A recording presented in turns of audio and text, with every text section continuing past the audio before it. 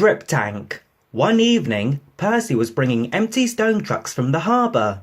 He was tired of his quarrel with Thomas and wanted to be friends again. He had had a good day and was feeling extra pleased with himself.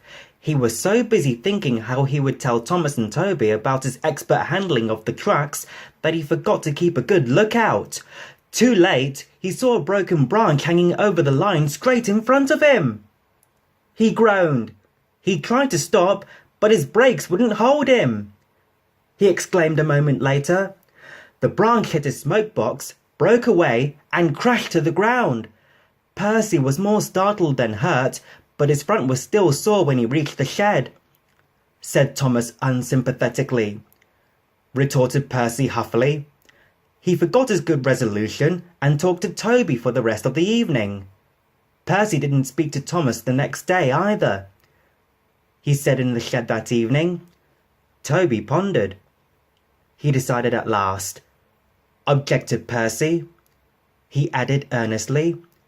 Thomas was tired of being ignored. He interrupted loftily. Percy thought about this, he suggested reflectively. Answered Thomas crossly. Percy was offended. Instead of going to sleep, he became even more determined to pay Thomas out. Next day, Henry's train was late at the junction. When Thomas set out along the valley, he was trying to make up for lost time. Suddenly, there was a loud bang, and something hard hit the bottom of his left-hand water tank. Exclaimed Thomas, and stopped. As he did so, he felt water splashing cold against his wheels, said his driver. At Farquhar, Percy was shunting. The station master came up. He said, Percy was still cross with Thomas. He said, reminded Percy's driver. Percy was sorry at once. He said, he hurried away. He found Thomas near the river.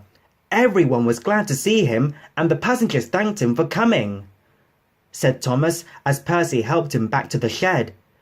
Percy was delighted to agree.